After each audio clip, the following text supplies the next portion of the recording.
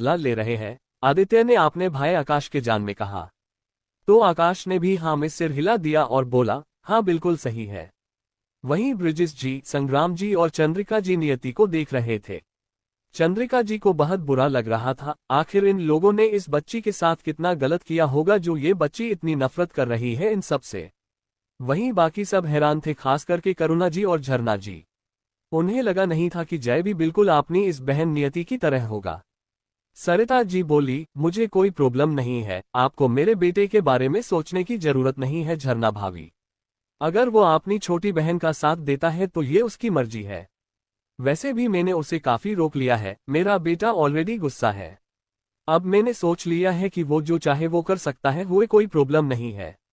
उनकी बात सुनकर नियति की होंठों पर डेविल स्माइल आ गई। उसे अच्छे से पता था कि ये हृदय परिवर्तन क्यों हुआ है। वहीं झरना जी तो हैरान थी, ये सरिता को क्या हो गया उन्हें समझ नहीं आ रहा था। क्या सरिता को इस वक्त अपने बेटे को फटकार नहीं लगाना चाहिए, तो उसने इसे ऐसे ही क्यों जाने दिया। तभी विपुल जी भी सख्त भाव से बोले, झरना आप भले ही मेरे छोटे भाई की बीवी हो इसलिए मैं कुछ नहीं कह सकता, पर आपको ये नहीं कहना चाहिए कि रूही मेरा और रीना की बेटी है इसलिए मेरा ज्यादा प्यार उसे ही मिलना चाहिए। नियति भी मेरी बेटी है, मैंने अपनी बेटी के साथ ऑलरेडी बहुत गलत कर दिया है, इतना कि अब वो मुझसे नफरत करती है। मुझे अपनी दोनों बेटी को समान प्यार देना चाहिए था, रूही का ज्यादा प्यार पाने का कोई हक नहीं है।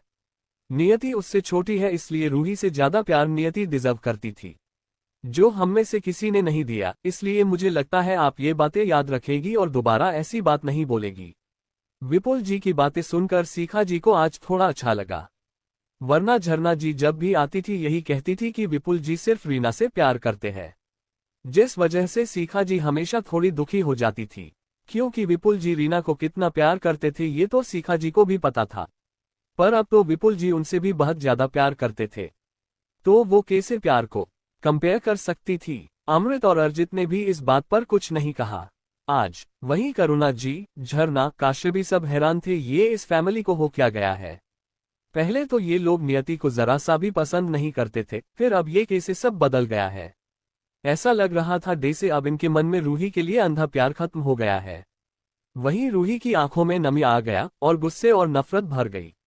क्यों नियति को क्यों सबका प्यार मिलना चाहिए, और उसके डैड ने ये क्यों कहा कि नियति उससे ज्यादा सबकी प्यार डिजर्व करती है। क्या उसके डैड के मन में वो नियति से भी नीचे है। तभी राजीव जी ने झरना की हाथ को नीचे से दबा दिया और बोले, झरना भाई सही कह रहे हैं, तुम्हें ऐसा नहीं बोलना चाहिए। नियति भी हमारे ही घर की बच्ची है, तो फिर रूही को क्यों ज्यादा प्यार मिलना चाहिए। झरना जी कुछ बोलना तो चाहती थी, पर राजीव की वार्निंग भरी नजरें देखकर वो चुप हो गई। वहीं शंभूनाथ जी इस छोटी सी लड़की की ऑडेसिटी और मुस्कान, उसकी तीखी जुबान को देखकर हैरान थे। ऐसा क्यों लग रहा था जैसे ये लड़की कोई सिंपल लड़की नहीं है। विश्वनाथ जी और पार्वती जी भी सब कुछ देख रहे थे, पर कुछ नहीं बोले, क्योंकि उन्हें यहाँ कुछ बोलने का मन नहीं था। उनकी पोती सब कुछ संभाल सकती थी। नियति डेविल स्माइल करके बोली, सुन लिया ना बूढ़ी औरत। और तुम डायन वेस, तुम तो बूढ़ी हो गई हो, फिर बूढ़ी कहने से क्या प्रॉब्लम हो रही है। और क्या कहा कि हॉस्टल में ही ठीक है। बाय द वे ये मेरे दादाजी का घर है, मुझे यहाँ कब आना है, कितने वक्त के लिए आना है, कब तक रहना है, ये मैं डिसाइड करूंगी, आप नहीं। और मैं आपकी सम्मान करूं इतनी भी आपकी औकात नहीं है। मैं सिर्फ उनकी ही सम्मान करती हूँ जो मेरी रिस्पेक्ट डिजर्व करते हैं, और आपकी इतनी औकात नहीं कि आप मुझसे रिस्पेक्ट एक्सपेक्ट करें। और आप तो मेरी रिस्पेक्ट तो बिल्कुल भी डिजर्व नहीं करती है। मैंने आपसे भी बड़े बड़े लोगों को अपने कदमों पर झुकने पर मजबूर कर दिया है, तो आप कौन है। मैं उम्र नहीं देखती हूँ, मैं ये देखती हूँ कि सामने वाला मेरी रिस्पेक्ट पाने की काबिल है या नहीं। और क्या कहा आपने, मेरी सोच छोटी है और आपकी रूही मेरी वजह से रो रही है और मैं अफसुनी हूँ। फिर नियति हंसते हुए बोली, ये तो आज का सबसे बड़ा जोक है। आपकी रूही को अपनी माँ को ही पैदा होते ही खा गई। क्या ये सगुन के थाल से आई थी और मैं इससे नफरत करती हूँ, तो इसमें बड़ी बात क्या है। फिर रूही और बाकी सब की तरफ देखकर बोली, क्या मैंने आप सबसे कभी अपनी नफरत और घिन को छुपाया है। उसकी बात सुनकर सब चुप थे, उन्हें तो समझ ही नहीं आ रहा था कि क्या जवाब दे। नियति कंधे उचकाते हुए बोली, देखा, इन सबको भी पता है कि मैं रूही और इन सब से कितनी ज्यादा नफरत करती हूँ, तो इसमें आपकी डिक्लेरेशन की कोई जरूरत तो नहीं थी। अगर वो सब मेरी वजह से रोए तब तो मुझे और भी खुशी होगी, है ना। कहते कहते नियति की आंखें ठंडी हो गई, एक जानलेवा ऑरा पूरे लिविंग हॉल में फैल गया। उसने करुणा जी और झरना जी को तीखी नजरों से घूर कर देखा। करुणा जी और झरना जी की तो हालत खराब हो गई थी। इस लड़की की नजरें देखकर ऐसा क्यों लग रहा था जैसे वो उन्हें अभी मार डालेगी। दोनों ने खुद को संभाला और करुणा जी बोली, तुम बस 17 साल की हो फिर भी ऐसी क्यों हो? क्या तुम्हें थोड़ी मैनर्स नहीं सीखनी चाहिए? और हमारे पास तुमसे रिस्पेक्ट पाने की औकात नहीं है। तुम छोटी सी जिद्दी लड़की, तुम खुद को कहीं इस घर की और बिजनेस की हायर तो नहीं समझने लगी हो? तभी एक हंसने की आवाज आई। सबसे सीढ़ियों की तरफ देखा जहां से जय पूरे काले कपड़े में लिपटा नीचे आ रहा था। उसने एक ब्लैक जीन्स ब्लैक हुडी पहना हुआ था, उसका शूज भी ब्लैक था। वो नीचे आकर नियति के पास बैठ गया और बोला, मेरी बहन ऑलरेडी कई सारी बिजनेस अपने दम पर चला रही है और इतना ही किसी को उसके सामने झुकने पर मजबूर करने के लिए काफी है। उसे हायर बनने तक इंतजार करने की क्या जरूरत है? आप सच में मेरी बहन की रिस्पेक्ट पाने की काबिल नहीं है। उसकी बात सुनकर करुणा जी को गुस्सा आ रहा था। क्या मतलब अब ये बच्चा भी उन्हें डिसरिस्पेक्ट करेगा? तुम कहना क्या चाहते हो? ये नियति बिजनेस चलाती है, क्या सबने इसे ऑलरेडी शेखावत बिजनेस में शामिल कर लिया है? सबकी हैरानी, इसे रख लो।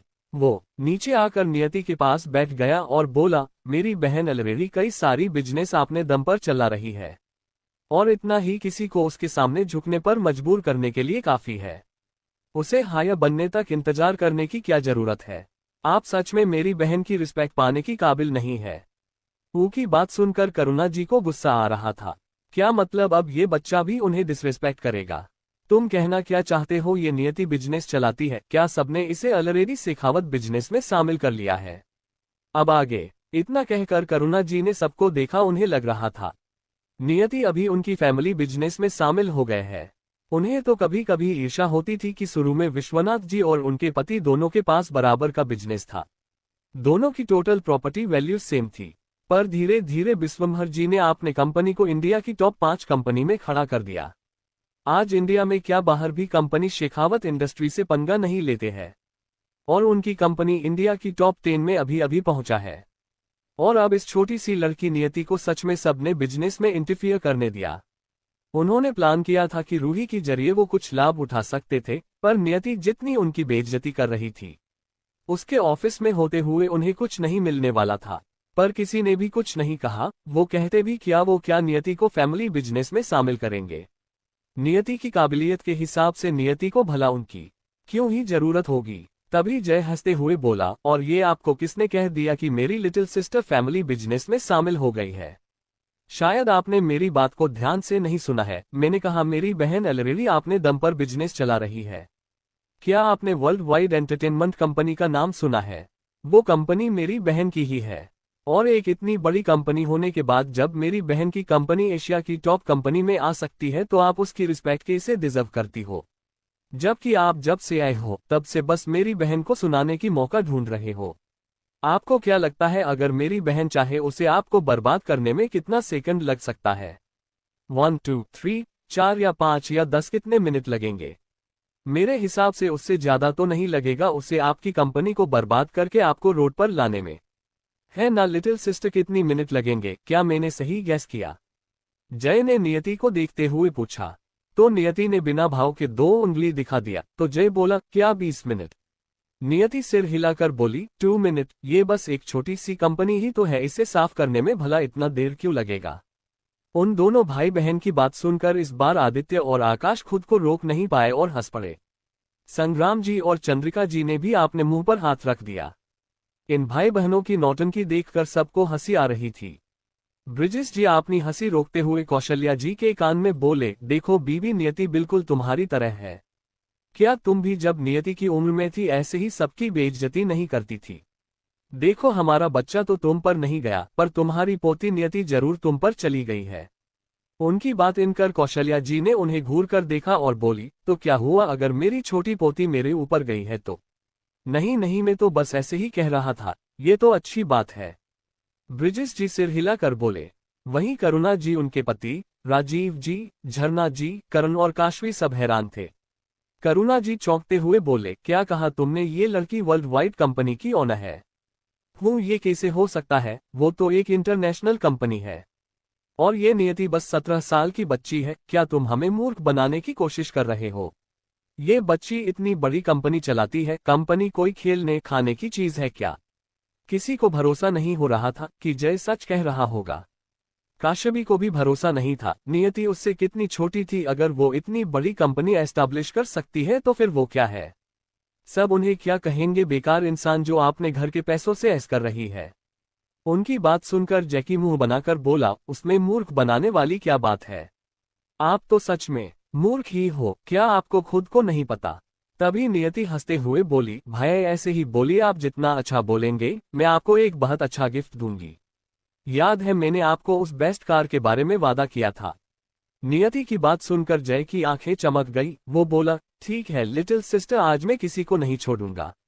बाकी सब उन दोनों भाई बहन को खुसुर फुसुर करते हुए देख रहे थे, क्योंकि उनकी बातें तो सिर्फ उनके पास की सोफे पर बैठे शेखावत फैमिली और दादाजी दादी माँ को ही सुनाई दे रही थी। अमृत और अर्जित ने एक दूसरे को देखा, ये लड़का अब फिर से गाड़ी की लालच में झगड़ा करेगा।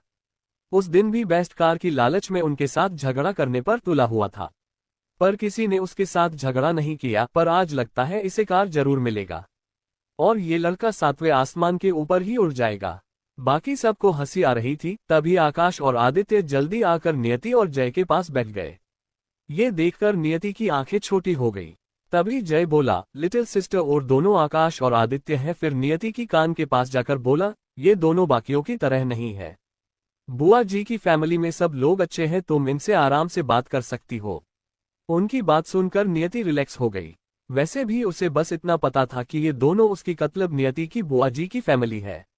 उसने ज्यादा नहीं सोचा था, फिर वो याद करने लगी, शायद नियति की यादों में इनका कुछ मेमोरी मिल जाए। थोड़ी देर याद करने के बाद उसे पता चल गया था कि नियति इससे कुछ दिन बाद वापस आई थी, इसलिए वो कभी इनसे मिल नहीं पाई थी। और 8 महीने बाद जब संग्राम जी और चंद्रिका जी इंडिया वापस आ रहे थे अपनी बिजनेस सेटल करने, तब इनके कार का बहुत बड़ा एक्सीडेंट हुआ था और इस एक्सीडेंट में दोनों ही मारे गए। इसलिए कौशल्या जी, ब्रिजेश जी और आदित्य आकाश बस यहाँ आए। संस्कार के 2 दिन बाद यहाँ से वापस ऑस्ट्रेलिया चले गए। इंडिया ने उन्हें इतना गहरा जख्म दिया था कि वो उससे कभी उभर ही नहीं पाए। उन्होंने इंडिया में बिजनेस सेटल करने का आइडिया ही छोड़ दिया और वो वापस कभी इंडिया नहीं आए। संग्राम जी और चंद्रिका जी भी अपने बेटे और बहू की चले जाने की गम से बीमार रहने लगे थे और इस बीच आकाश जो सिर्फ 22 साल का था, उसे सब कुछ संभालना पड़ा। नियति अपनी सोच से आदित्य की आवाज से बाहर आए, क्या हुआ सिस्टर, तुम क्या सोचने में इतना खो गई थी?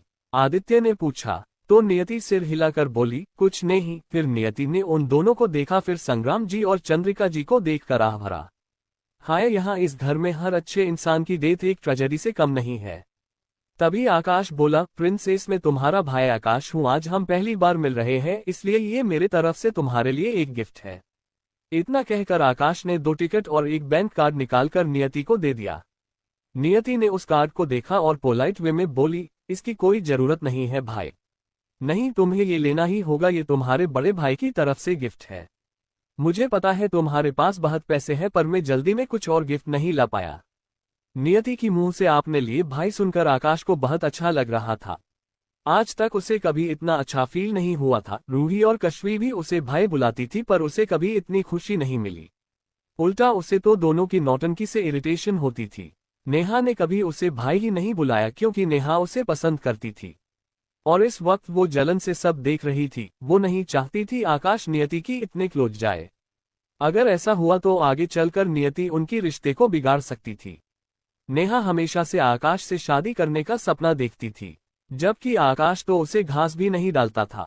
तभी जय ने उस कार्ड को उसके हाथ से छीन लिया और नियति के हाथ में रख दिया और बोला, रख लो लिटिल सिस्टर, इसके पास बहुत पैसे हैं। फिर उस टिकट पास को देखकर बोला, ये इंटरनेशनल रेसिंग की टिकट है जो इस साल ऑस्ट्रेलिया में होने वाला है। फिर नियति को देखकर बोला, लिटिल सिस्टर रेस तो 20 दिन बाद है ना, क्या अभी से टिकट मिल रहा है? नियति ने सिर हिला दिया और बोली, हाँ अभी से पास इश्यू हो गया है, क्योंकि बाद में टिकट अवेलेबल नहीं रहेंगे। खास करके बाहर के लोग अभी से टिकट ले लेते हैं, वरना 15 दिन पहले भी टिकट नहीं मिलेगा। ओहो, तो ऐसी बात है। वही मैं सोचूं कि मुझे टिकट कभी भी क्यों नहीं मिलता है। वहीं आकाश और आदित्य हैरान थे, ये जय नियति से क्यों ये सब पूछ रहा है? तुम प्रिंसेस से क्यों पूछ रहे हो? आकाश असमंजस में बोला। तो जय हंसते हुए बोला, आरे में तो तुम दोनों को बताना भूल ही गया, नियति हमारी बहन यही इंटरनेशनल रेसर निया है। क्या? जय की बात सुनकर दोनों के मुंह से बस यही निकला। बाकी सब भी हद से ज्यादा हैरान थे। रॉय फैमिली में सबने एक दूसरे को देखा, फिर सिर हिला दिया। वहीं करुणा जी और उनकी फैमिली हैरान थे। एक तो करुणा जी की सवालों का जवाब किसी ने नहीं दिया, ऊपर से नियति और जय ने उनकी इंसल्ट की, उस पर भी किसी ने कुछ नहीं कहा। और अब वो एक और इतनी बड़ी आइडेंटिटी बोल रहे हैं, फिर भी उसके झूठ पर सब चुप है। क्या सबका दिमाग खराब हो गया है? उन्होंने सबको देखा जो नियति और जय की तरफ देख रहे थे। सबने उन्हें और उनकी सवालों को ऐसे इग्नोर कर दिया था जैसे वो कोई हवा हो। क्या तुम सच कह रहे हो नियति निया है? हाँ, वैसे नाम तो सिमिलर है, आदित्य सोचते हुए बोला। तो जय बोला, सिर्फ इतना ही नहीं, लेमिस ब्रांड जो एक इंटरनेशनल ब्रांड है उसे भी नियति ने ही क्रिएट किया है। और नियति ही मिस्ट्रीज क्वीन लेमी है, जिनसे डिजाइन बनवाने के लिए टॉप फैमिली और रॉयल फैमिली के लोग भी महीनों इंतजार करते हैं। जय की बात सुनकर आदित्य और आकाश दोनों का मुंह टू खुला का खुला ही रह गया। उनकी छोटी बहन इतनी कम एज में इतना सब कुछ अचीव कर लिया है। सिर्फ ये दोनों ही नहीं, बाकी सब भी उनकी तरह ही हैरान थे, सिर्फ फैमिली के लोगों को छोड़कर जिन्हें सच्चाई पहले से पता थी। वहीं नेहा और रूही ने गुस्से और जलन से मुठिया कस लिया। काशबी का भी यही हाल था।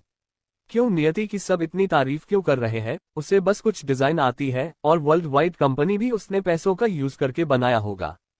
किसे पता है कि इसमें सच क्या है? क्या वो निक और बाकी दोस्तों के बातों पर पूरी तरह से भरोसा कर सकते हैं? वहीं अब करुणा जी से रहा नहीं गया। झरना जी ने राजीव जी को देखा जो उन्हें कुछ भी बोलने से मना कर रहे थे। शंभूनाथ जी भी नियति को आंखें छोटी करके देख रहे थे। नियति अपनी उम्र से ज्यादा मैच्योर थी और ये बात उनके लिए बिल्कुल भी अच्छी नहीं थी। वो विश्वनाथ जी के जरिए और भी बिजनेस में पैर पसारना चाहते थे। पर क्या होगा अगर नियति ने बिजनेस ज्वाइन किया तो क्या वो उन्हें प्रोजेक्ट में कभी पार्टनरशिप देगी? करुणा जी बोली, भाई साहब, भाभी, ये जय क्या कहे जा रहा है? विपुल ये सब झूठ बोल रहे हैं और तुम लोग उन्हें रोक भी नहीं रहे हो। हमारे घर के बच्चे ही अगर झूठ बोलने लगे तो क्या पता वो बाहर जाकर भी झूठ बोले। तो क्या तुम सबने सोचा है हमारी शेखावत खानदान की कितनी बदनामी होगी? उनकी बात सुनकर विपुल जी बिना भाव के बोले, जय कोई झूठ नहीं बोल रहा है। उसने अभी जो भी कहा सच कहा। World wide company, Lami's brand सब नियति का है और नियति सच में एक इंटरनेशनल रेसर है। विपुल जी की आवाज में थोड़ा गर्व भी झलक रहा था। आखिरकार ये उनकी बेटी थी जो इतना काबिल थी।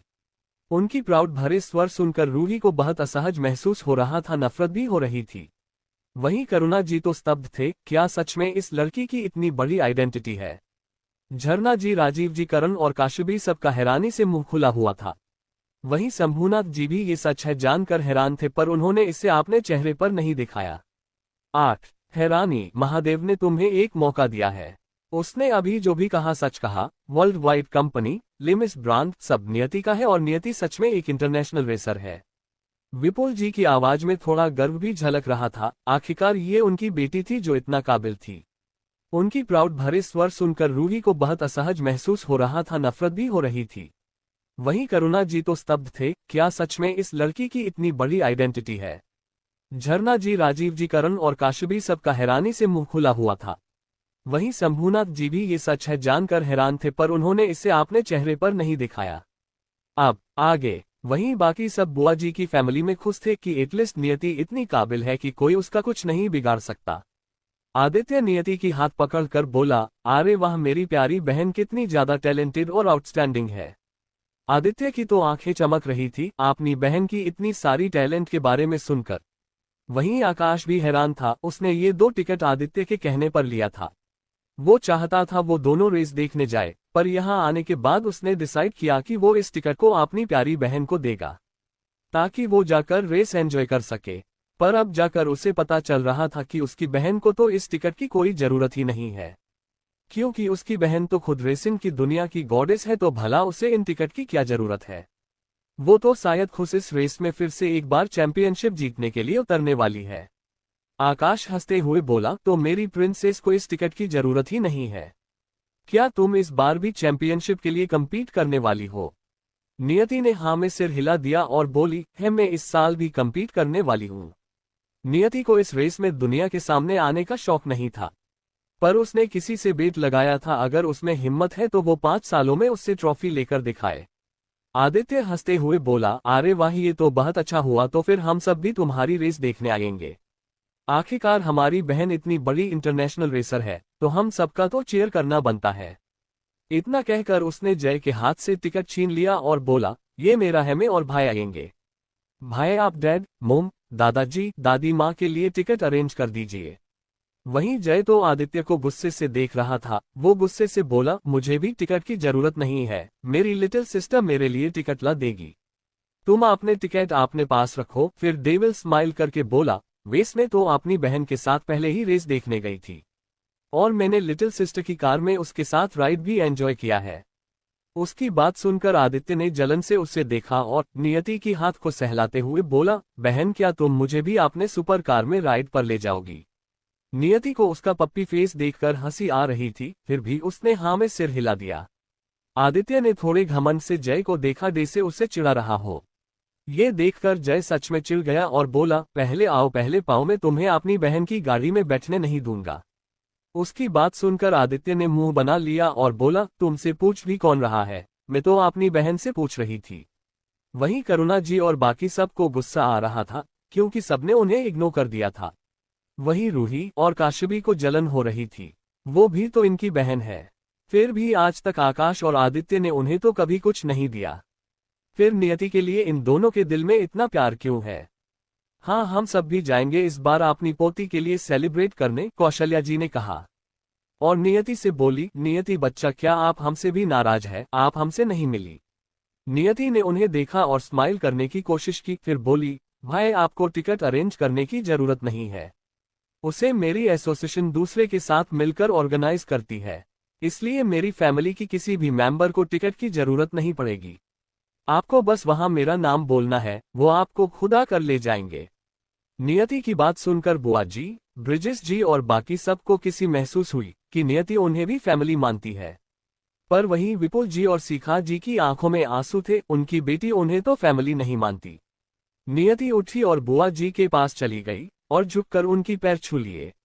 ये देखकर सबको हैरानी हो रही थी, अभी तो ये लड़की करुणा जी को उनकी औकात दिखा रही थी, फिर अभी कैसे बुआ जी की पैर छू रही है? वहीं बुआ जी ने नियति को गले लगा लिया, नहीं बच्चा, बेटियां पैर छूती अच्छी नहीं लगती है। नियति ने फिर ब्रिजेश जी और कौशल्या जी, फिर चंद्रिका जी की भी पैर छुए। सब नियति को देख खुश थे और समझ गए थे कि नियति को जैसा को तैसा बोलना अच्छी तरह से आता है। सबने नियति को गले से लगाया। चंद्रिका जी तो एक बेटी पाकर बहुत खुश थी। उद्धरण चिन्ह। ये बात करुणा जी और उनकी फैमिली को किसी थापड़ की तरह लगी। तभी स्टाफ ने आकर उन्हें बुलाया, क्योंकि पंडित जी पूजा के लिए सबको बुला रहे थे। सब मंदिर की तरफ चले गए। वहीं नियति और जय वहां से नहीं उठे। विपुल जी और शिखा जी ने नियति को आज से देखा। विपुल जी हिम्मत करके बोले, नियति बच्चा तुम भी चलो, पूजा शुरू होने वाली है। शिखा जी भी बोली, हाँ नियति, तुम्हें कपड़े बदलने की जरूरत नहीं है, तुम इसी कपड़े में चलना है तो चलो। उनकी बात सुनकर नियति ठंडी स्माइल करके बोली, है इस पूजा में इतना भी क्या खास है साल तो ये पूजा होती ही है ना, वो भी नियति के बिना, तो अब मेरी रहने ना रहने से क्या फर्क पड़ता है? आपकी मनहूस बेटी तो है ना आपके साथ, फिर आपको मेरी याद कैसे आ गई मिस्टर एंड मिसेस शेखावत? नियति की बात सुनकर विपुल जी और शिखा जी की आंखों से आंसू बह गए। रूही तो खुद के लिए ये बार बार मनहूस सुनकर नफरत से जल रही थी। नियति तुम बार बार मुझे मनहूस क्यों कह रही हो? जो भी हुआ था मोम के साथ, उसमें मेरी क्या गलती? और आज मोम डैड के लिए कितना खास दिन है, फिर तुम उनके साथ ऐसा क्यों बिहेव कर रही हो? वो तो तुम्हें कितने प्यार से बुला रहे थे, फिर तुम इतनी गुस्से में क्यों हो? रूही को रोता देख अमृत और अर्जित को अच्छा नहीं लगा। झरना जी भी बोली, देखा इसने फिर से रूही को रुलाया। तभी राजीव ने उनकी हाथ को पकड़ लिया और उन्हें घूर कर देखा, इसलिए उनकी बाकी की बातें उनके गले ही अटक गई। वो कैसे भूल गए कि इस लड़की की आइडेंटिटी क्या है? ये लड़की किसी शैतान से कम नहीं है। अगर इसे अभी गुस्सा दिलाया तो ये कहीं सच में उन्हें कंगाल ना बना दे। अगर ऐसा हुआ तो वो रास्ते पर कटोरा पकड़कर भीख मांगते हुए कैसे दिखेगी? धूप में उनका स्किन कोयला जैसा हो जाएगा, उनके दोनों हाथ पत्थर जैसे हो जाएंगे, उनके पैर छिल जाएंगे। झरना जी अभी से अपनी उस हालत को इमेजिन कर रही थी। फिर उन्होंने जोर से ना में सिर हिलाया और होश में आकर अपने हाथ, पैर, फिर गाल को टच करके देखा। अच्छा हुआ ये सब बस एक सपना था। उन्होंने आपने सामने खड़ी शैतान को देखा और चुप हो गई। अब वो कुछ बोलने की हिम्मत नहीं कर पा रही थी। तभी नियति बोली, ओहो, अगर आप सब मुझे पूजा में आने के लिए इतना कह रहे हैं तो फिर। इतना कहकर वो खड़ी हो गई और बोली, लेट्स गो। नियति की बात सुनकर विपुल जी और सीखा जी खुश हो गए। उन्हें लगा कम से कम नियति पूजा में जाने के लिए तो मान गई। वहीं रूही ने गुस्से से मुठिया कस लिया। अमृत और अर्जित उसकी आंसू पोंछ रहे थे और सीखा जी ने भी उसकी हाथ पकड़कर उसे रोने के लिए मना किया। पर उसके दिल में नफरत और बेचैनी थी, क्योंकि उसके डैड ने उसे एक बार भी नहीं देखा। क्या उसके डैड और मोम अब दोनों ही उससे ज्यादा नियति से प्यार करने लगे हैं? नियति जाते हुए मन ही मन बोली, बेचारी रूही, तुम कितना रोने वाली हो। एक्टिंग करके मुझे भी देखना है। धीरे धीरे तुम्हारा सब कुछ तुमसे छीन जाएगा। मिस्टर विपुल शेखावत, मिसेस सीखा शेखावत, चू चू चू, तुम दोनों ने मुझे नहीं बुलाया, खुद की बर्बादी को बुलाया है। सब घर की मंदिर में पहुंच गए, जहां अच्छे से सजाया गया था।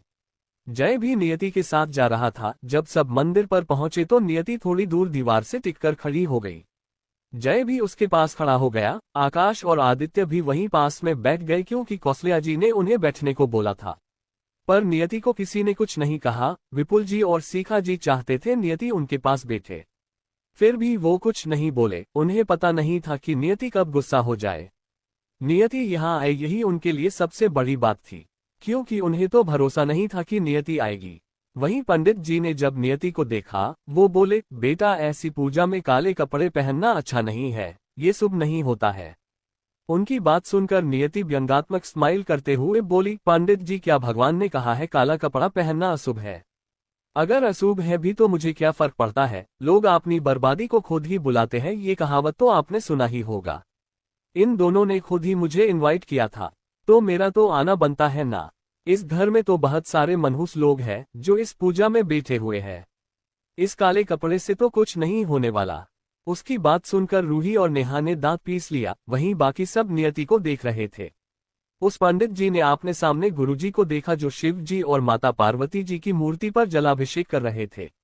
गुरुजी ने अर्पण करके मुड़कर नियति को देखा। उनके चेहरे पर एक सौम्य मुस्कान थी। वो नियति को देखते हुए बोले, बिल्कुल बच्चा, हर एक रंग को भगवान ने बनाया है, कोई भी रंग शुभ और अशुभ नहीं होता। ये आपकी भावना पर निर्भर करता है। अच्छा सोचो तो अच्छा, बुरा सोचो तो बुरा। और महादेव ने तुम्हें एक मौका दिया है बच्चा, क्योंकि तुमने कभी कुछ गलत नहीं किया। और जिसके लिए तुम बनी हो, तुम उसके लिए ही यहाँ आए हो बेटा। तुम उसकी नियति हो, जिस वजह से तुम्हारी नियति तुम्हें यहाँ खींच लाए। और अभी भी तुम बहुत लोगों की आशा हो बच्चा, और इस आश को कभी टूटने मत देना। उन सबको बचाने की जिम्मेदारी सिर्फ तुम्हारे ऊपर है बच्चा। नियति हैरान थी, ये गुरुजी क्या कह रहे हैं? ये बातें उससे इतना रिलेट क्यों लग रहा है? क्या इन्हें उसके बारे में कुछ पता है? और किसकी नियति मुझे खींच लाए है और किसके नियति में मैं हूँ? उन सबको बचाना नियति हैरान थी। अभी तो वो बस मासूम बच्चों को बचा रही है। क्या ये गुरुजी सच में सब देख सकते हैं? फिर उसने सिर झटक दिया, नहीं, ऐसा कैसे हो सकता है। वहीं बाकी किसी को गुरुजी की कुछ भी बातें समझ नहीं आया, पर सबको पता था कि गुरुजी अतीत भविष्य सब बता आते हैं। पार्वती जी पूछना चाहते थे कि उनके कहने का मतलब क्या है, पर उससे पहले ही गुरुजी ने आंखें बंद कर दिया और बोले, पूजा आरंभ करो। उन्हें देखकर फिर विश्वनाथ जी और पार्वती जी ने कुछ नहीं पूछा। पार्वती जी ने सोचा बाद में गुरुजी के जाने से पहले कुछ नहीं बदली। राजस्थान एयरपोर्ट। सुबह सुबह एक प्लेन यहाँ लैंड करती है और उसमें से एक बड़ी ही सुंदर ही लड़की बाहर निकलती है। फाइनली 3 साल बाद मैं वापस से अपने लोगों के पास आ गई। ये कहते हुए वो एक गहरी सांस लेती है और अपने मास्क को हटाती है। ये लड़की कोई और नहीं बल्कि इनायत होती है। वो जल्दी से अपना लगेज लेकर एयरपोर्ट से बाहर निकलती है और एक लग्जरी कार में बैठकर वहां से निकल जाती है। उसके जाते ही एक और जेट वहां लैंड होती है। उसके लैंड होते ही एयरपोर्ट पुलिस और सुरक्षा कर्मियों से घिर जाता है। हर तरफ से लोगों को साइड में किया जा रहा था। एक बड़ी सी पुलिस की लाइन, जो अपने हाथों में बंदूक लिए हुए थे, वो उस जेट तक लग जाते हैं। वहीं जेट के अंदर से एक लड़की बाहर आती है, जिसने मिलिट्री के यूनिफॉर्म पहनी हुई थी, मुंह पर मास्क और आंखों पर चश्मा। उसके नीचे आते ही सभी पुलिस वाले उसे सैल्यूट करते हैं और उसे चलने का इशारा करते हैं।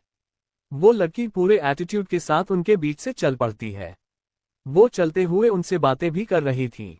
देखो, इन्फॉर्मेशन एकदम पक्की है, आप लोग एकदम रेडी रहना। मेरे लोग उसके हर एक मूव पर नजर बनाए हुए हैं। जैसे ही हमें उसके असली इरादे के बारे में पता चलता है, हम आप लोगों को अलर्ट कर देंगे। याद रहे, उससे तनिक भी शक नहीं होनी चाहिए। इतना कहने के बाद वो लड़की उनके साथ उनकी गाड़ी में बैठकर निकल जाती है। इधर इनायत की गाड़ी आकर सीधे हवेली के बाहर रुकती है। वो जल्दी से बाहर आती है और सामने की हवेली को देखती है। ओह माय गॉड, मेरी फैमिली को यहाँ आना जरूरी था क्या? अब मैं क्या करूँ? यहाँ के कपड़े, वो तो मुझे और भी फिटिंग नहीं आएंगे, ऊपर से भरी भारी गोल्ड की ज्वेलरी। वो मन मारकर हवेली के अंदर चल पड़ती है। जैसे जैसे वो अंदर जा रही थी, वैसे वैसे सभी लोग अपना अपना सिर झुकाते जा रहे थे। वो काफी एटीट्यूड से सबको इग्नोर करते हुए जा रही थी। वो हवेली के चौखट पर आकर एक प्यारी सी आवाज लगाती है, दादी दादू, मॉम डैड भाई, कहाँ ही आप, देखो मैं आ गई। इतने में पूरी फैमिली हॉल में आ जाती है और सामने इनायत को देखकर सभी शॉक्ड हो जाते हैं। इन्नू, तुम कब वापस आई बेटा? तुम तो एक सप्ताह बाद आने वाली थी ना? दादी पूछती है। नहीं, वो तो मैं आप लोगों को सरप्राइज देना चाहती थी, बस इसलिए ऐसा किया। क्या मेरे आने से आप लोग खुश नहीं हो? इनायत पूछती है। अरे ये किसने कह दिया कि हम खुश नहीं हैं? हम बहुत खुश हैं। इनफैक्ट हमारी खुशी आज डबल हो गई, राधा जी कहती है। मतलब मॉम? इनायत पूछती है। बेचारी को कोई अंदर आने के लिए भी नहीं कह रहा है। मतलब ये कि हमें खबर मिली है आज तुम्हारी बहन और इस पैलेस की छोटी राजकुमारी एहसास भी वापस आ रही है। राधा जी कहती है। सच? येसु वापस आ रही है हम सबके साथ रहने के लिए? ओह माय गॉड, मतलब मेरा आना सफल हो गया। अब मैं अपनी बहन से दोबारा मिल पाऊंगी। अब तो मैं घर के अंदर तभी आऊंगी जब येसु वापस आएगी। ये कहते हुए इनायत जल्दी से अपने लगेज के ऊपर बैठ जाती है। उसके हरकत को देखकर सभी हंसने लगते हैं। इतनी बड़ी हो गई, कुछ दिनों में ससुराल चली जाएगी, लेकिन बचपना अब तक नहीं गया। दादी कहती है। दादी प्लीज, अभी मुझे ससुराल जाने की कोई जल्दी नहीं है। अभी मुझे मेरे बहन के साथ अपनी लाइफ एंजॉय करनी है। पूरे 21 साल की कसर निकालनी है उसके साथ। इनायत कहती है। लगभग 1 घंटे बाद एक गाड़ी आकर रुकती है और उसमें से अर्जुन जी बाहर निकलते हैं। अब सबकी नजरें उनके ऊपर टिक जाती है, यहाँ तक कि मेड सर्वेंट और बॉडीगार्ड के भी। सभी जानना चाहते थे कि आखिर उनकी छोटी राजकुमारी असल में दिखती कैसी है। अर्जुन जी अपना हाथ आगे करते हैं तो एक सुंदर सी हाथ उनके हाथों पर आ जाता है। वो उसे कसके थाम लेते हैं और फिर तुरंत ही एक लड़की जो इतनी खूबसूरत थी, जैसे कि वो कोई पारियों की रानी या फिर कोई डायमंड क्वीन हो, लंबे बाल, गुलाबी होठ, पर्पल आंखें, फेयर स्किन, उसे देखते ही सभी अपनी होश खो बैठते हैं। ओह माय गॉड, ये कौन है? सबके मुंह से बस यही निकलता है, येसु आराम से बेटा, अर्जुन के कहते हैं। वो लड़की यानी कि एहसास बस हाँ में सिर हिलाती है और उनके साथ आगे बढ़ जाती है। सभी लोग उसके ऊपर फूलों की बारिश करने लगते हैं। वो अर्जुन जी कर साथ जाकर दरवाजे पर खड़ी होती है। इनायत को अभी उसकी खूबसूरती में खोई हुई थी, तुरंत होश में आती है और खड़ी होते हुए कहती है, ताऊ जी ये लड़की कौन है और आप इसे लेकर हमारे घर में क्यों आ रहे हैं? देखिए, अगर आपको लगता है कि आप किसी और लड़की को लेकर आएंगे और कहेंगे कि वो हमारी येसु है तो हम मान लेंगे। ये बिल्कुल भी नहीं हो सकता, समझे? तो इससे पहले कि ताई जी आपको डाइवोर्स दें, चुपचाप बता दीजिए ये कौन है। उसकी बातें सुनकर अर्जुन जी मुस्कुराते हैं और फिर कहते हैं, इन्नू बेटा ये आपकी बहन ही है, एहसास राठौर। समझी, जैसे आप इतने सालों बाद इतनी खूबसूरत हो गई है, ठीक वैसे ही ये भी हो गई है। समझी? वॉट, ये येसु है, हमारी येसु? ओह माय गॉड, हमें तो भरोसा ही नहीं हो रहा, इनायत कहती है और फिर खुशी से उछलते हुए एहसास के गले लगा लेती है। एहसास, जिसका ध्यान उसके तरफ नहीं था, वो तुरंत उसके गले को पकड़ लेती है। ये देखकर सभी डर जाते हैं। आह, येसु क्या कर रही है? छोड़ो मुझे, इनायत कहती है। छोड़ दूं ताकि आप मुझे मार डालो, एहसास गुस्से से कहती है। उसकी बातें सुनकर एक पल के लिए सभी सन्न हो जाते हैं। ये तुम क्या कह रही हो येसु? मैं भला तुम्हें क्यों मारना चाहूंगी? इनायत कहती है। अच्छा, तो ऐसे बंदरों जैसे उछलते हुए कौन गले लगाता है? अभी अगर मैं आपको नहीं पकड़ती और नीचे गिर जाती तो मेरा काम तो यही खत्म हो जाता, एहसास कहती है। उसकी बातें सुनकर जहां सभी हैरान थे, वहीं किसी के हंसने की आवाज सुनाई देती है। सही कहते हैं लोग, कुछ चीजें कभी नहीं बदलती, जैसे कि हमारी येसु, ये आज भी वैसे ही है जैसे 3 साल पहले थी। और बिल्कुल सही कहा उसने। ऐसे बंदरों के जैसे उछलोगी तो तुम दोनों की हड्डी पसली दोनों टूट जाएगी। फिर पूरी जिंदगी हमें तुम दोनों की भार उठानी पड़ेगी। पीछे से इतिश हंसते हुए कहता है। वो धीरे से एहसास के पास आता है और उसे गले लगाकर कहता है, आई मिस योर यीशु। अब हम तुम्हें कहीं नहीं जाने देंगे। एहसास भी उसे गले से लगा लेती है। चलो चलो, बहुत हुई हंसी मजाक, अब अंदर आओ, दादी कहती है। राधा जी जल्दी से आगे आकर आरती की थाली लेती है और इनायत ले लिया आरती उतारती है। वो आरती की थाली वापस दे देती है और इनायत के अंदर बुलाती है। भाभी, आप यीशु ले लिया, आरती नहीं करेगी? अर्जुन जी पूछते हैं। बिल्कुल भी नहीं, राधा जी बिना किसी भाव के कहती है। मुझे छूने का हक सिर्फ उसे है। भाभी, आप हमारी आरती नहीं करेगी? अर्जुन जी पूछते हैं। नहीं, बिल्कुल भी नहीं, मैं आप लोगों की आरती नहीं करूंगी। राधा जी कहती है। लेकिन क्यों? अर्जुन जी हैरानी से पूछते हैं। क्योंकि आज आरती करने का हक उससे है जिसकी बेटी आज सालों बाद घर आई है। भला मैं वो हक कैसे ले सकती हूँ? राधा जी कहती है। एली, एली, जल्दी से इधर आओ, देखो कौन आया है। राधा जी आवाज लगाते हुए कहती है। तभी एक औरत जो दिखने एकदम खूबसूरत लग रही थी, राजस्थानी साड़ी और गहने, वो सच में बहुत खूबसूरत लग रही थी। कौन आया है दीदी? एलिना जी आते हुए पूछती है। तुम खुद ही देख लो, राधा जी कहती है और सामने से हट जाती है। एलिना जी कंफ्यूज होकर सामने देखती है। जैसे ही उनकी नजर एहसास पर पड़ती है, उनके आंख से आंसू गिरने लगते हैं। मेरी बच्ची, मेरी यीशु, वो रोते हुए उन्हें गले से लगा लेती है। एहसास बिना किसी भाव के उनके गले लगी रहती है। असल में अभी भी उसके अंदर इस घर में अपने भाई बहनों के अलावा किसी के लायक कोई फीलिंग नहीं थी। लेकिन अपने वादे के मुताबिक वो लौटकर इस घर में आ गई थी। एलिना जी उससे अलग होती है और आरती की थाली लेकर उसकी आरती उतारती है। साथ ही गृह प्रवेश की सारी रस्में करती है। एहसास बिना किसी भाव के सब करती जा रही थी। वो हॉल में आती है और सबके पैर छूती है और फिर एक जगह पर बैठ जाती है। इतने में नौकर उसके सारे सामान को हॉल में रख देते हैं।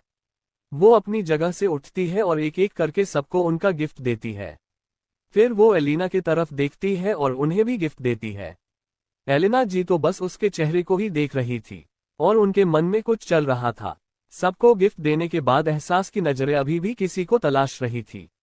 ये देखकर सभी मुस्कुरा देते हैं और कहते हैं, तुम्हारी नानी तीरथ करने गई हैं और आर्या तुमसे नाराज है।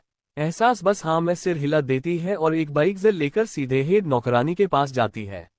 आंटी, इसमें आप लोगों के लिए गिफ्ट है। वो बैग उन्हें देकर वहां से वापस चली आती है। इनायत भी अपना गिफ्ट सबको दे रही थी।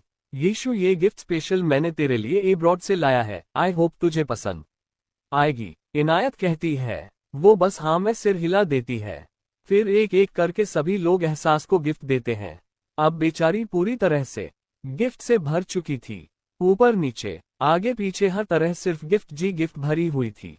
वो ये सब देखकर अपना एक होठ बाहर निकाल लेती है, जिसे देखकर सभी हंसने लगते हैं। एली बहू, तुम यीशु को उसके कमरे में ले जाओ, उसे थोड़ी देर आराम करने दो, फिर तो लड़के वाले आने वाले हैं इन्नू को देखने, इसे भी अपनी बहन के साथ रहना है। दादाजी कहते हैं, लेकिन पापा, आप इन्नू की शादी के लिए इतनी जल्दीबाजी क्यों कर रहे हैं? अर्जुन जी कहते हैं, अरे भाई, हम जल्दी कहाँ कर रहे हैं, हम तो बस उनकी सगाई करवाना चाह रहे हैं और फिर कुछ महीनों के बाद उनकी शादी। अब क्या करे, लड़का विदेश में रहता है ना। दादाजी कहते हैं। एहसास चुपचाप एलिना जी के साथ ऊपर की तरफ चल पड़ती है। यीशु, ये रहा तुम्हारा कमरा, तुम थोड़ी देर आराम कर लो, फिर हम तुम्हें लेने आएंगे। जब लड़के वाले आएंगे तो एलिना जी कहती है। एहसास चुपचाप सिर हिलाती है और रूम के अंदर चली जाती है। वो अंदर से रूम को लॉक करके सीधे बाथरूम में जाती है और अपने रिस्ट वॉच में कुछ करती है और फिर कहती है, पता नहीं क्या होगा आगे। वहीं दूसरी तरफ मुंबई के एक बड़े से ऑफिस जिसका नाम था सेंसेशन ग्रुप ऑफ कंपनी। इस कंपनी का मालिक काफी रूड बिहेवियर वाला है। पूरी मुंबई तो क्या यूं कहें कि विदेश में भी लोग इसके नाम से खौफ खाते हैं। कहा जाता है कि 3 साल पहले इसने एक पूरी फैमिली को एक झटके में खत्म कर दिया, वो भी अकेले। ऑफिस के अंदर बैठा वो शख्स लगातार अपने आप को काम में डूबा दिया था। बड़ी बड़ी दाढ़ी, लंबे बाल, सुनहरी आंखें, थरी पेस में ये बहुत ही चार्मिंग लग रहा था। उसी वक्त उसके केबिन में एक लड़की आती है, जिसने एक छोटी सी ट्रांसपेरेंट ड्रेस पहनी हुई थी, आंखों में काजल, पैरों में हील्स। वो बड़ी अदा से अंदर आती है और सीधे उस शख्स के सीने पर हाथ घुमा देती है। जैसे ही उस शख्स को ये महसूस होता है तो उसकी आंखें एकदम से लाल हो जाती है। उसके हाथों का नस फूलने लगता है और वो एक झटके से उस लड़की को झटककर जमीन पर फेंक देता है। जमीन पर गिरते ही उस लड़की के मुंह से एक आह निकल जाती है, लेकिन वो बेशर्मी से मुस्कुराते हुए अपने हाथ को अपने सीने से लेकर मिड एरिया तक घुमाने लगती है। वो शख्स उसके तरफ देख भी नहीं रहा था। ये देखकर वो खड़ी होती है और दोबारा उसे छूने की कोशिश करते हैं, लेकिन इस बार वो शख्स उसके बालों को पकड़कर दीवार पर दे मारता है, जिससे उस लड़की के सिर से खून बहने लगता है। वो अपने टेबल पर रखे इंटरकॉम के एक बटन को प्रेस करता है और तुरंत ही वहां कुछ बॉडीगार्ड आ जाते हैं। ले जाओ इसे और आपस में बांट लो, काफी गर्मी है इसके अंदर। वो गार्ड उस लड़की को घसीटते हुए लेकर चले जाते हैं। इधर वो शख्स अपने बाथरूम में जाता है और अपने कपड़े को एक झटके में खोलकर फेंक देता है। मुझे मेरे फील के अलावा कोई नहीं छू सकता, कोई भी नहीं। इतना कहकर वो अपने बॉडी को नोचना शुरू कर देता है। जल्दी ही उसके पहने हुए स्किन फीट पतला सा कपड़ा उसे नोचना शुरू कर देता है।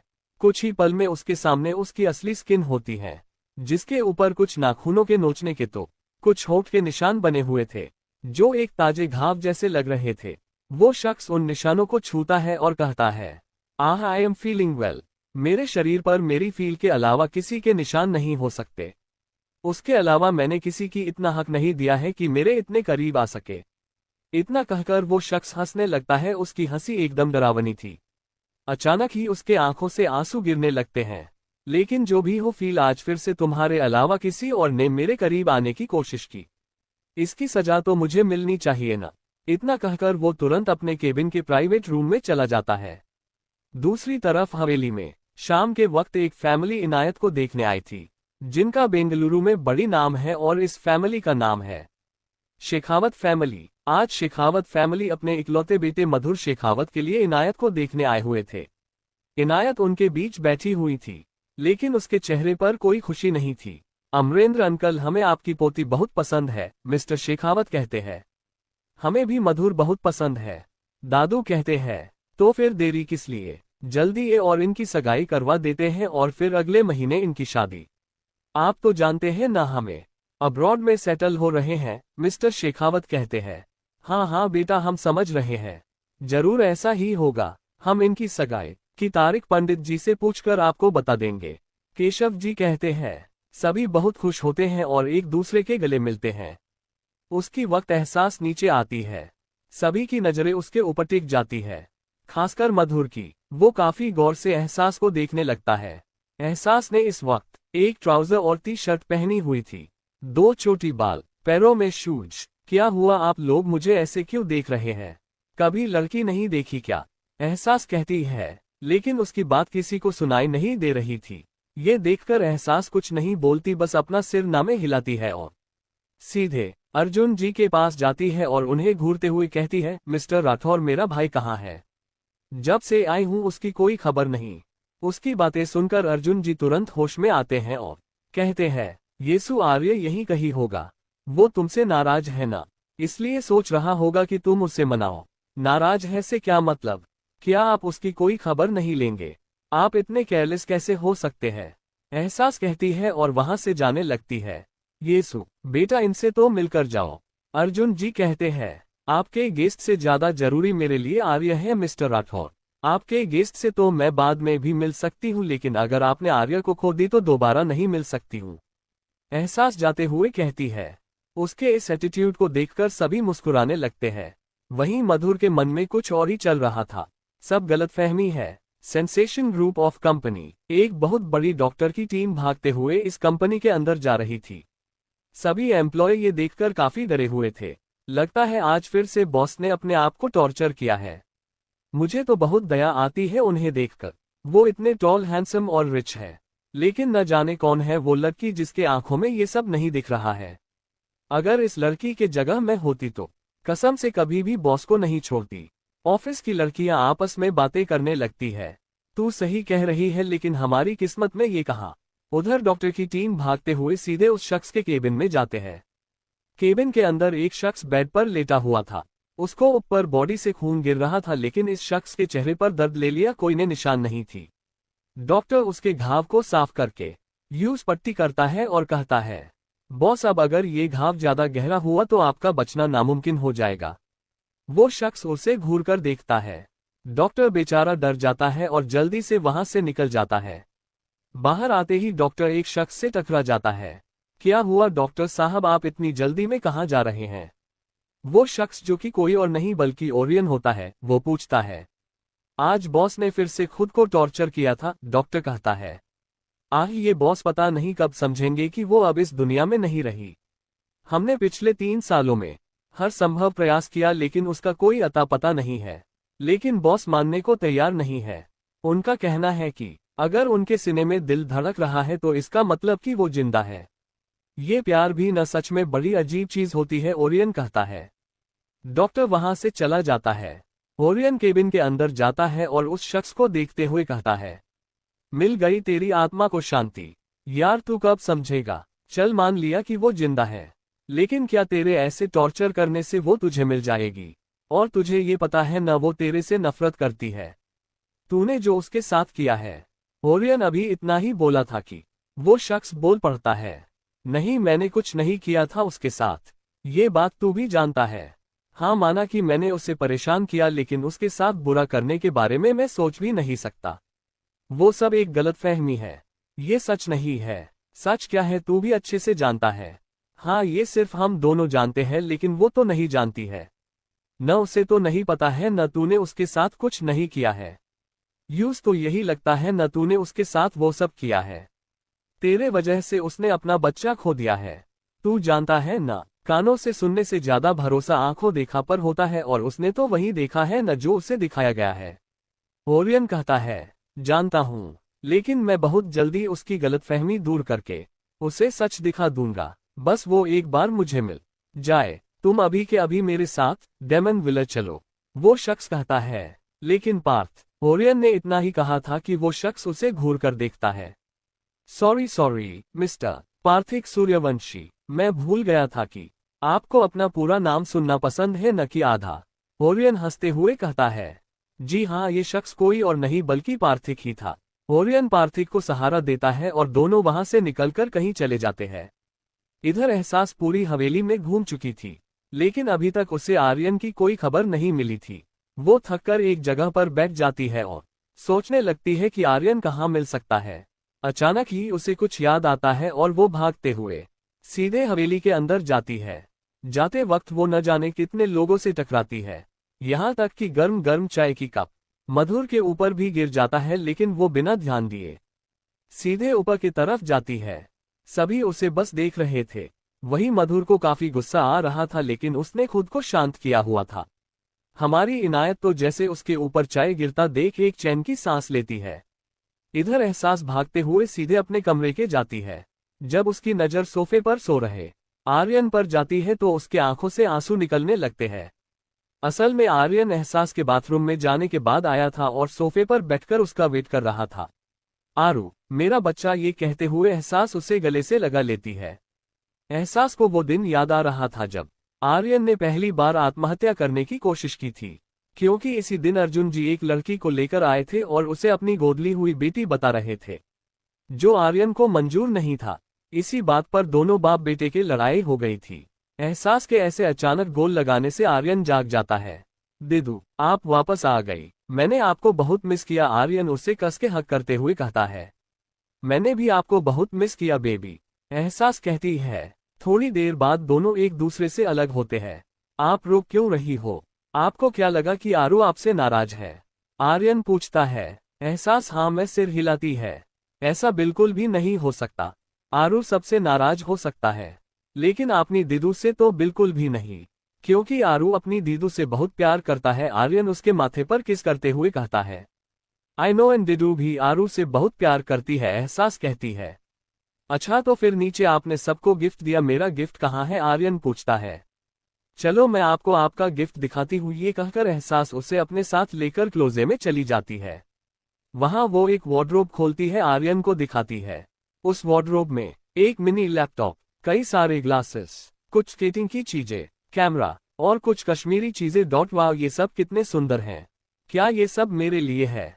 आर्यन पूछता है। नहीं, पड़ोस में रहने वाली नजमा ताई के लिए है, एहसास कहती है। ये सुनते ही आर्यन खिलखिलाकर हंस देता है। By the way thank you दीदू, आपने मेरे लिए इतनी चीजें लाया। लेकिन अगर स्केटिंग की चीजें घर में किसी ने देख लिया तो बड़ी मुश्किल हो जाएगी। आर्यन कहता है, आई नो, इसलिए मैंने इसे अपनी वार्डरोब में रखा है। अब आपने देख लिया तो मैं इसे कल मुंबई भिजवा दूंगी, और जब हम वहां जाएंगे तो सबसे छुपकर मैं आपको ये सब सिखा दूंगी और साथ में कुछ और भी। एहसास कहती है, यस ये बिल्कुल सही है। आर्यन खुशी से झूमते हुए कहता है। आधी रात एक सुनसान इलाके से किसी के चीखने की आवाज आ रही थी। वो आवाज इतनी भयानक थी कि सुनने वाले का दिल दहल जाए। 37 यीशु मिसिंग है। रात के 9 बजे एक सुनसान इलाका, जहां दूर दूर तक कोई नजर नहीं आ रहा था। इसी सुनसान इलाके में एक दर्दनाक चीख गूंज रही थी, जो वहां के एक डरावनी हवेली में सी आ रही थी। ये हवेली डेमन के नाम से मशहूर है। इस हवेली के राज को आज तक कोई नहीं जान पाया है, और जिसने जानी है उसने हमेशा के लिए दुनिया छोड़ दी है। इस हवेली के अंदर एक अधेड़ उम्र के शख्स और एक लड़के के साथ एक लड़की को टॉर्चर किया जा रहा था। क्यों तड़पा रहे हो हमें? अगर मारना ही चाहते हो तो मार डालो, लेकिन इतनी तकलीफ तो मत दो, लड़का बोलता है। तकलीफ ना दूं? तुमने ये सोचा भी कैसे कि मैं तुम्हें दर्द नहीं दूंगा? तुम लोगों के कारण जो इतने सालों से मैंने दर्द झेला है उसका क्या? तुम लोगों ने मेरे अजन्मे बच्चे को छीनकर मुझे उसके सामने गलत साबित कर दिया। कैसे ना मैं तुम्हें दर्द हूं? वो शख्स जो अंधेरे में था वो कहता है। उसके आवाज में एक अजीब सी शैतानियत झलक रही थी।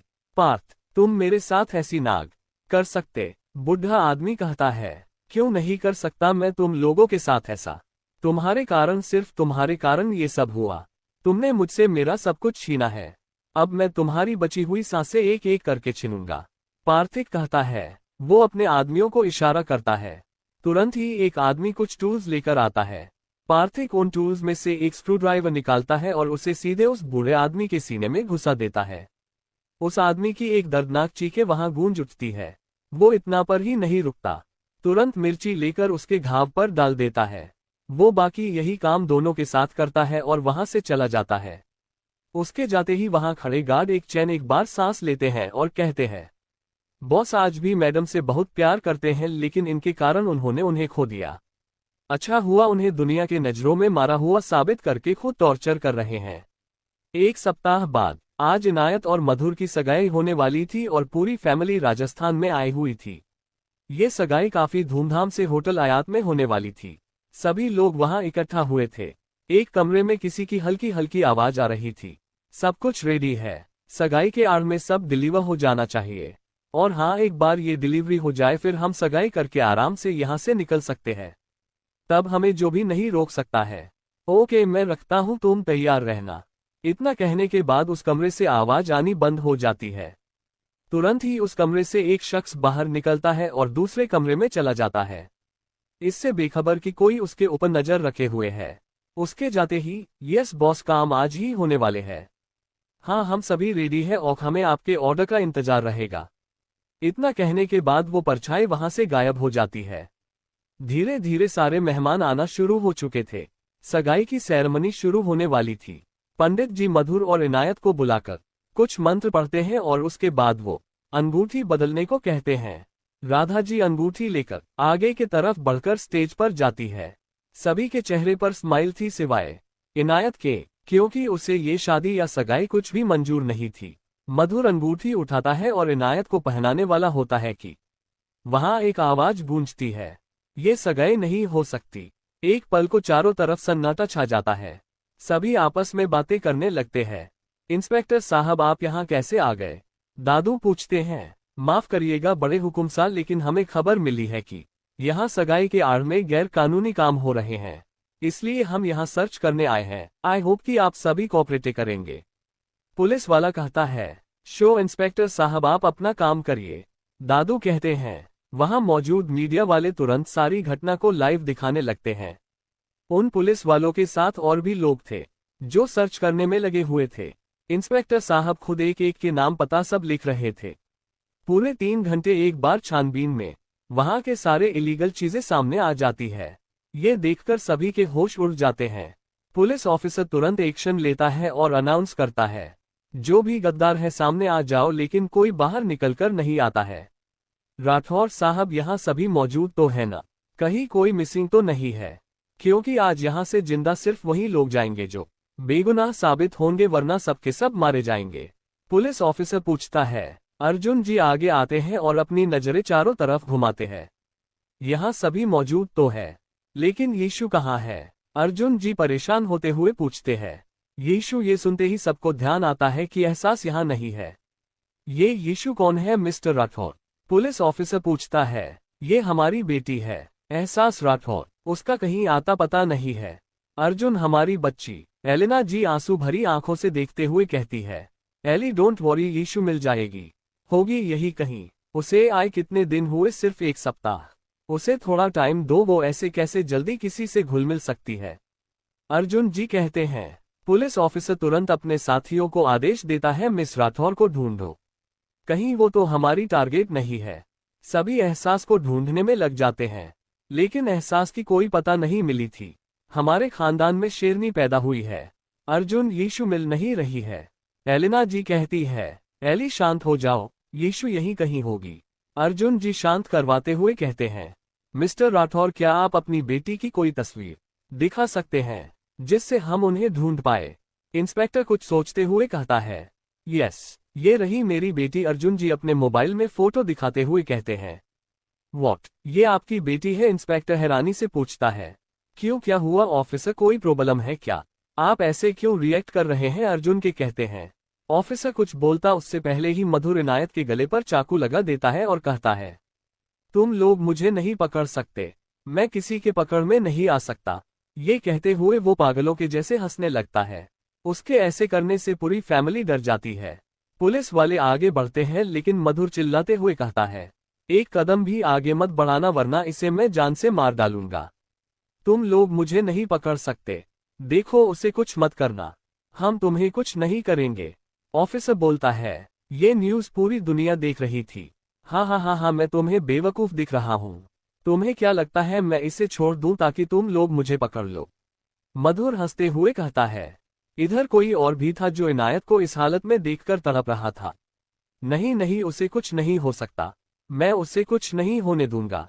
वो तुरंत भागते हुए नीचे की तरफ आता है और गाड़ी लेकर कहीं चला जाता है। इधर मधुर सबको पूरी तरह से मजबूर कर दिया था सरेंडर करने पर। सभी घुटनों के बल बैठे हुए थे। हाँ हाँ, ये देखो, ये है मेरी पावर, मधुर हंसते हुए कहता है। इधर होटल के बाहर कई सारे पुलिस वाले के साथ और भी कई सारे कमांडर मौजूद थे। मधुर इनायत के ऊपर बंदूक ट्रिगर करके उसे लेकर बाहर जा रहा था। इनायत की डर के मारे हालत खराब हो चुकी थी। अचानक ही वहां एहसास आ जाती है। उसने पूरी तरह खुद को आर्मी के ड्रेस से कवर किया हुआ था। इस भेष में वो पूरी तरह से मिस्र लग रही थी। उसे वहां देखते ही सबको एक चैन की सांस आती है। मधुर, उसे छोड़ दो, वरना अगर उसे एक खरोच भी आए तो मैं तुम्हें जीते जी जहन्नमों की दर्शन करवा दूंगी। एहसास कहती है। ओहो, देखो तो यहाँ कौन आया है। मिस्र, तुमसे मिलने की बड़ी तमन्ना थी हमें। आज हमारी तमन्ना पूरी ही गई। आज पूरी दुनिया के पता चलेगा कि कौन ज्यादा काबिल है। तुम्हारे कारण मैं आर्मी से बेदखल हो गया। तुम्हारे कारण मैं एक आतंकवादी बन गया। आज मैं तुम्हें नहीं छोड़ूंगा। आज मैं उस बूढ़े को दिखाऊंगा कि कौन ज्यादा काबिल है। मधुर कहता है। तुम्हारे कहने की कोई जरूरत नहीं है। कल भी तुमसे ज्यादा काबिल थी और आज भी है। पीछे से हेड ऑफिसर आते हुए कहते हैं। ओहो, तो तुम भी ओल्ड मैन यहीं मौजूद हो। अच्छी बात है, आज पता चलेगा तुम्हें कि तुमने एक बेगैरत लड़की को मेरी जगह दी। मधुर कहता है। अच्छा, तुम्हें अब भी अफसोस नहीं है कि तुमने क्या किया है? तुम्हारे कारण कितने लोगों की जान गई, यहाँ तक कि तुम्हारी खुद की माँ की भी जान चली गई। आज फिर से तुम यही कर रहे हो। एहसास कहती है। मुझे उसका कोई अफसोस नहीं है और नहीं मैंने कुछ गलत किया है। वो बॉम्ब ब्लास्ट सिर्फ तुम्हारे कारण हुआ है। अगर उस दिन तुम नहीं आए होती तो मेरी डील आसानी से हो गई होती, लेकिन तुमने आकर सब खत्म कर दिया। आज यहाँ से जाने से पहले मैं तुम्हें वही दर्द देकर जाऊंगा जो मैंने सहा है। मधुर कहता है। नहीं, तुम उसे कुछ नहीं करोगे। हम तुम्हारी सारी शर्त मानने को तैयार हैं, हेड ऑफिसर कहते हैं। इसकी कोई जरूरत नहीं है डॉक्टर, एहसास कहती है और फिर मधुर की तरफ देखते हुए कहता है। तुम उसे मारना चाहते हो न, तो चलाओ गोली। जरा मैं भी देखूं कि किसकी गोली में कितना दम है और किसकी गोली ज्यादा तेज चलती है। एहसास एक कदम आगे बढ़ाती हुई जा रही थी। उसके ऑरा को देखकर मधुर के चेहरे पर पसीना की बूंदें दिखाई देने लगी थी। देखो देखो, आगे मत बढ़ो, वरना मैं इसे मार डालूंगा, मधुर हकलाते हुए कहता है। तो चलाओ गोली। वैसे भी राठौर के खून में होती है कुर्बानी। क्या हुआ अगर मिस राठौर अपनी जान की कुर्बानी दे देती हैं तो? बदले में इतने लोग तो बच जाएंगे, और फिर तुम्हें मेरे हाथों से कौन बचाएगा? सोचो मिस्टर मधुर शेखावत, वैसे तुम्हारा गद्दार बनना कोई बड़ी बात नहीं है। तुम्हारे तो खून में ही गद्दारी है। पहले तुम्हारे परदादा एक बहुत बड़े मुजरिम, उसके बाद तुम्हारे दादा मुजरिम, अव्वल दर्ज के क्रिमिनल, फिर आया तुम्हारे बाप की बारी, जिसने एक साथ दो शादी की, 2 बीवियां और 2 बेटे, और साथ में एक ह्यूमन ट्रैफिकिंग के असली मालिक। फिर हुए तुम और तुम्हारा वो सौतेला भाई, जिसमें तुम एक देशद्रोही और तुम्हारा भाई आई जीता जागता राक्षस, जो लड़कियां कपड़े के तरह बदलता है, यहाँ तक कि वो मासूम लड़कियों तक को नहीं छोड़ता है। पहले उनका इस्तेमाल अपनी हवस को मिटाने के लिए करता है, और फिर जब वो इसके लायक नहीं रहती तो उनके अंदर ड्रग की स्मगलिंग करता है और फिर उनके ऑर्गन को बेच देता है। एम आई राइट मिस्टर शेखावत? एहसास एक कोल्ड आवाज में बोलती है। उसके इस बोल्ड अंदाज को देखकर सभी के चेहरे पर एक स्माइल होती है। ये सब तुम्हें कैसे पता है? मिस्टर शेखावत कहते हैं। मुझे तुम्हारे पास्ट, प्रेजेंट और फ्यूचर तीनों पता है मिस्टर शेखावत। ऐसे ही मुझ सब में से के नाम से नहीं जानते हैं। आपको पता है ना, एक ऐसी चीज है जो मुश्किल से भी मुश्किल जगह पर आसानी से पास कर जाती है। एक मामूली सी होल, सिर्फ दिन के जितना, और हवा उसके अंदर जाकर अपना काम कर लेती है। ठीक वैसे ही मैं भी हूँ। मेरी नजर हमेशा से तुम्हारे ऊपर थी। मैंने तो तुम्हें उसी दिन पहचान लिया था जब तुम पहली बार राठौर मैंशन आए थे, एक बिजनेसमैन बनकर। मैं उस दिन जानबूझकर तुम्हारे सामने आई थी। कुछ याद आया? एहसास कहती है। इसका मतलब कि तुम एहसास राठौर हो, राठौर फैमिली की छोटी बेटी। मधुर कहता है। ये सुनते ही राठौर फैमिली हैरान हो जाती है। अरे वाह, तुम्हारी याददाश्त तो एकदम सही है, बड़ी जल्दी पहचान लिया मुझे। एहसास कहती है। तुम्हारे फैमिली के कारण मैंने बहुत कुछ खो दिया। आज मैं इसे मारकर तुम्हें एक दर्द दूंगा। मधुर कहता है। बात तो तुम सही कह रहे हो। पहले मेरे परदादा ने तुम्हारे परदादा का काम तमाम किया, फिर मेरे दादा ने ये काम किया, फिर बारी आई मेरे बाप की, उसने भी सेम काम किया। तुम्हारे बाप का राज सबके सामने ला दिया। मिलिट्री वालों ने इसे गिरफ्तार भी कर लिया, लेकिन मिलिट्री में शामिल एक गद्दार ने इसे दुनिया के सामने मरा हुआ साबित करके इसकी पहचान को बदल दिया। फिर बारी आई तुम्हारी और मेरी। देखो आज फिर से हम आमने सामने हैं, ठीक वैसे ही जैसे 7 साल पहले थे। एहसास कहती है। 7 साल पहले तुमने मुझे हरा दिया था, क्योंकि मेरी कमजोरी तुम्हारे हाथ में थी। लेकिन 7 साल बाद मैं तुम्हें हराऊंगा, क्योंकि तुम्हारी कमजोरी मेरे हाथ में है। मधुर कहता है। धत, 7 साल पहले भी तुम गलत थे, और आज भी तुम गलत हो।